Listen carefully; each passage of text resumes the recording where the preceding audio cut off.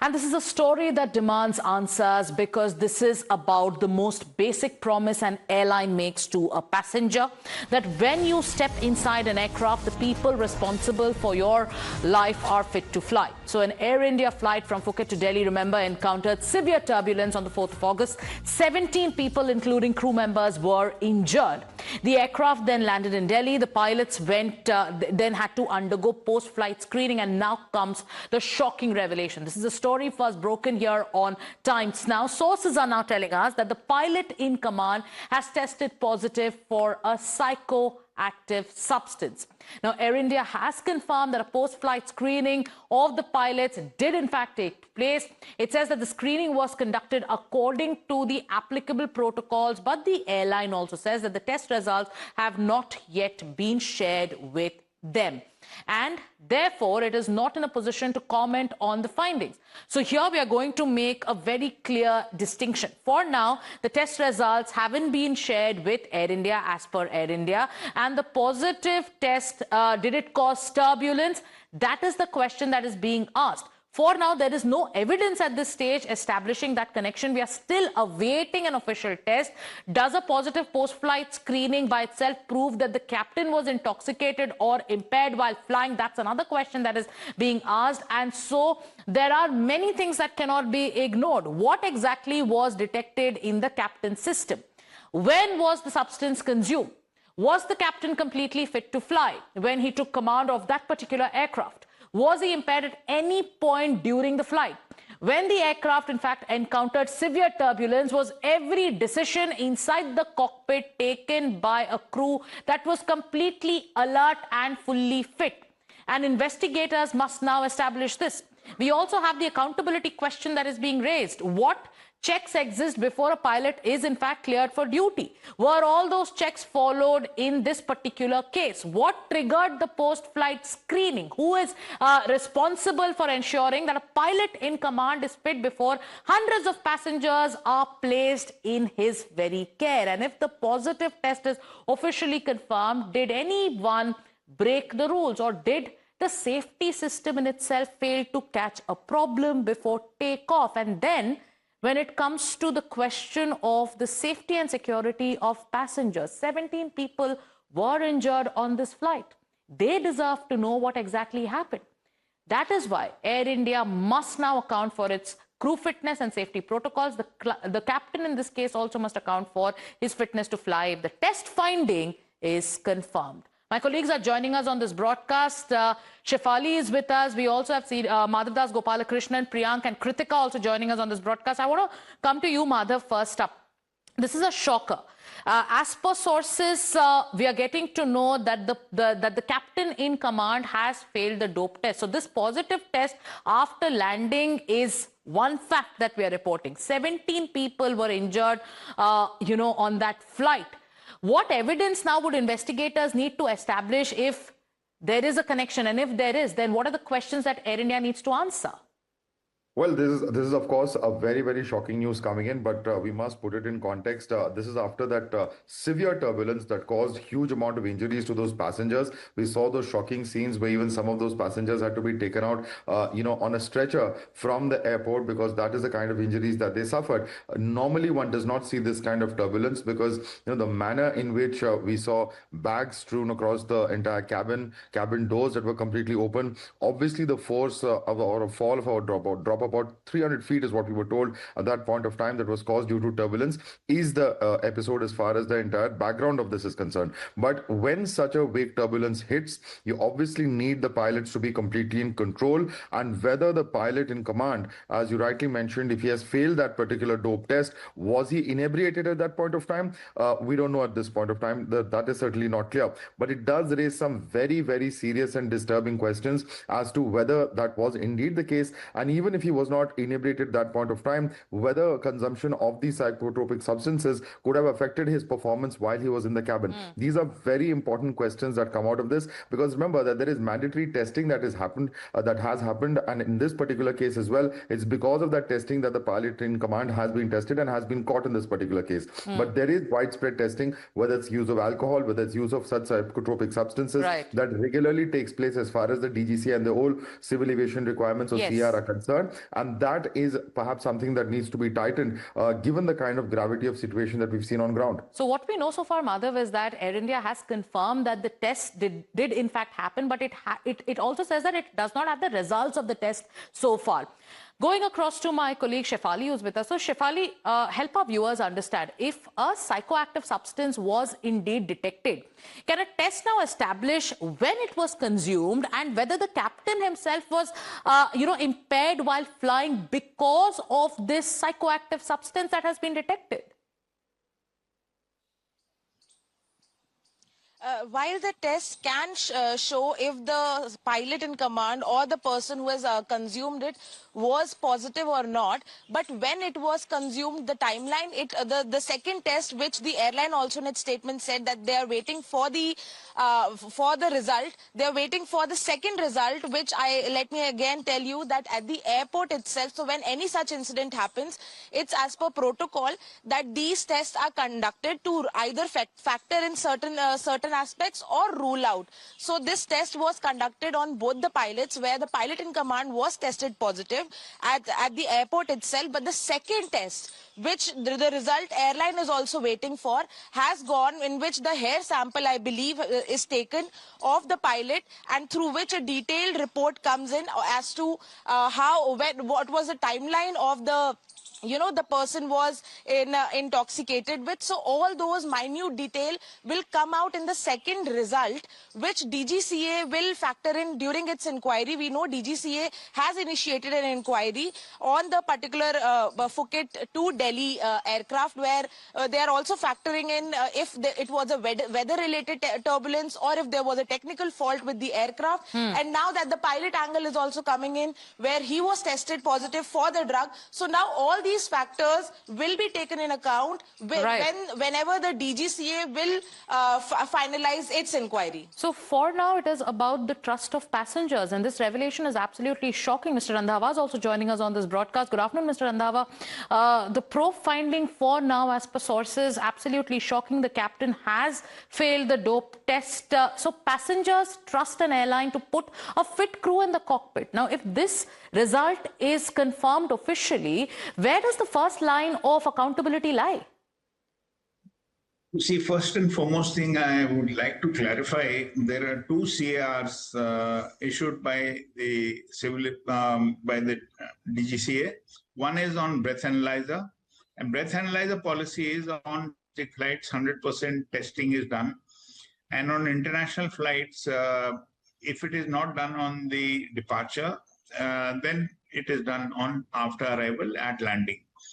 Now, this is as far as the breath analyzer is concerned. Then you have a psychoactive test, which is done during the induction of the pilots into the airline.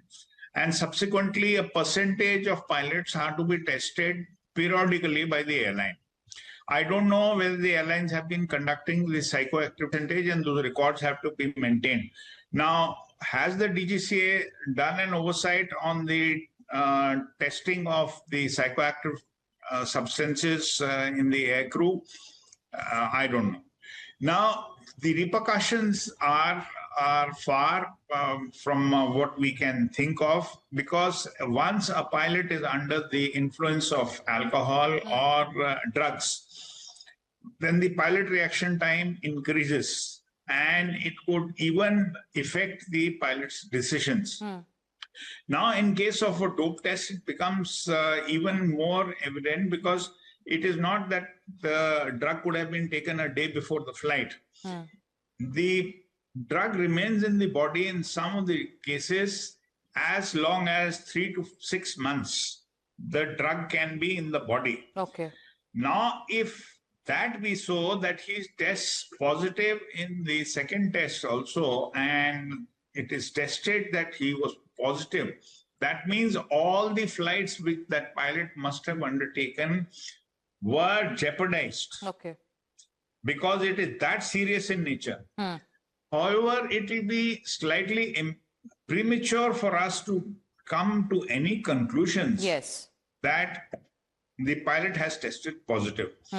Only after the second test, and when he's tested positive, then it becomes serious in nature. Absolutely. And the DGCA would go up to an extent of even cancelling his license. Right.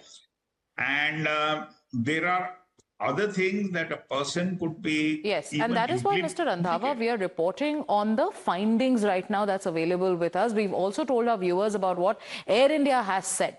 Now, Priyank, I want to come to you. I want to understand, can cockpit voice and flight data recorders also tell us whether the captain's judgment, reaction time, or decision-making during that particular flight was actually abnormal, maybe? Substance. So certainly that could happen in the blood. In this kind of scenario, the second test is certainly conducted, and the pilots are not supposed to take any mouthwash or gel, because that can also influence the result of this particular test. We are talking about a destination from where the flight was coming, which has, over the period of years, have become very notorious for usage of these kind of substance. We know that Phuket has been a heaven for the travelers in the past as well. But the usage of this kind of allegation of the drug which is being said regarding this pilot can certainly be confirmed once the second test result will be coming out. As Shefali was also reporting, and according to the statement which has come out from the Air India, they are yet to get the final test report. We're talking about the initial preliminary finding, and as our guest was also pointing out, that the immediate result of this particular alleged drug, which was allegedly consumed by the pilot, could have shown a different kind of result in the operation of the flight. What we got to know from the passengers, that they felt that there was a drop of more than 500 feet suddenly while the flight was in the air, and that drop could have been only happened when the pilot could have done something measurably wrong. We know that on 4th of August, the weather conditions were changing here in the national capital. It was supposed to rain, but we are talking about an altitude where the clouds could not have been there. So the human error is certainly something which is coming out from this. Whether he was found positive in the second test result or not, that is yet to be clarified by the Air India itself. But the fact of the matter, or the DGCA, because the CFI is... I think Mr. Randhawa wants to come in, Priyank. He also has to, he wants to make a point. Yes, go ahead, Mr. Randhawa. I do not agree with Priyank what he said. I'd like to correct him on 2-3 accounts. The first and foremost thing, the mouthwash, as he's talking about, that affects the breath analyzer test or the perfume a person has used. That does not affect the dope test. The dope test is done through urine. All right. Okay, that is the test which is done. They allow that it is not contaminated with water. It is done in a toilet which does not have any water supply. There are a lot of protocols which need to be understood when the dope test is done. And this is very prevalent in the airlines in the Gulf. They do it periodically. Okay. Now, that is point number one. The second point where Priyank said that the aircraft cannot lose height, he's absolutely wrong. Aircraft can lose thousands, forget about hundreds of feet, thousands of feet, before the pilot can react. If the aircraft is in the severe turbulence conditions, the autopilot will trip. All right. And the aircraft can go out of control. It can go into an unusual attitude. Okay. Captain Randhawa, thank you so much actually for bringing in those clarifications. We are reporting, the nitty-gritties of the story, and as an expert, it's only great to inform our viewers about the facts and also the know-hows of the technicalities. But I also want to come to you, Madhav. Air India currently says that it has not received the test results. In situations like this, who would currently have custody of those results, and what is the procedure from here on? If you have to tell our viewers about what's expected next, what is the procedure from here on?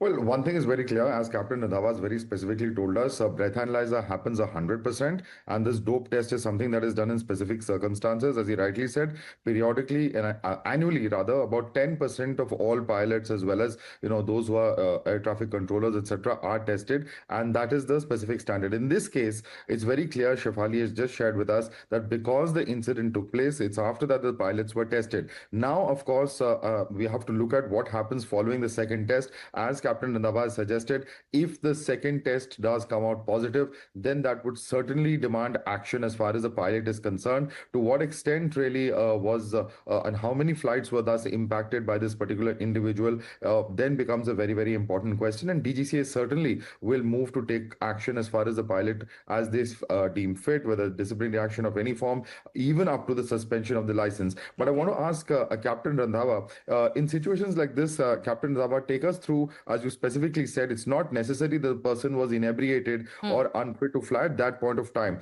But if he has indeed consumed this particular psychoactive substance 3 months or 4 months ago, how much of that actually impairs his ability to fly such a commercial aircraft? Captain Randhawa. The point is that when you are under the influence of alcohol or you are under the influence of any drug, it is going to actually affect the pilot's decision-making capability. It is like driving a car. Now, when you are under the influence of alcohol, supposing you've taken 2 drinks and another person has taken 8 drinks, the effect is going to be much more in the ability of that person who is under the influence of 8 drinks. So similarly, in the case of psychoactive substance, how much substance has been taken and how much it is still there in the blood, because it takes a couple of months for actually the substance to go out of the blood. But what are the effects? Supposing a person has taken 2 months earlier, what will be the effect of that drug? I will not be able to quantify that. That Right. can be quantified by the medical specialist. Okay. That how long will it take for a particular drug to get out of the system? Right. But definitely it will affect the pilot's decision-making capability. As it is, All the right. pilot's reaction time worldwide, medically proved, it is 1 to 2 seconds before the pilot can actually Captain react. Randhawa, just taking off from what you are saying, we also have Mr. J. Venkateshwar Rao, who's also an aviation expert, joining us. I want to ask another question. Could a legitimately prescribed medicine produce a positive result for a psychoactive substance, or does the test in itself distinguish between medication and prohibited drug use? No, you're right. If he's taking some medication that has drugs in it, but then it was his responsibility to inform the airline and DGCA and also find out what the side effects of the drugs are, because many drugs that are taken, there is a strict warning on the packaging itself that once you induce this drug, you cannot work with heavy machinery, etc. So it is the responsibility of the pilot to understand what medication he's taking, or whether he has abused the substance. Then these are 2 separate incidents.